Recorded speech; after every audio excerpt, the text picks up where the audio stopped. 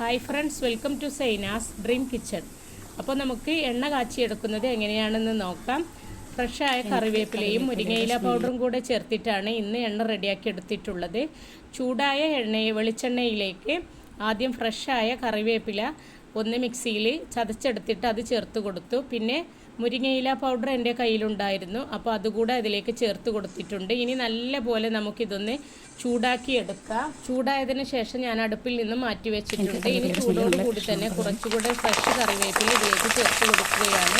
കറിവേപ്പിലയുടെ smell എനിക്ക് നല്ല ഇഷ്ടമാണ്, അതുകൊണ്ടാണ് ഇങ്ങനെ ചേർത്ത് കൊടുക്കുന്നത്. എന്നിട്ട് ചൂടാറിയതിന് ശേഷം നമുക്ക് അരിച്ചെടുത്തിട്ട് ഒരു ബോട്ടിലാക്കി സൂക്ഷിക്കാം. അപ്പോൾ നമ്മുടെ കാച്ചിയെടുത്ത എണ്ണ റെഡി ആയിട്ടുണ്ട്.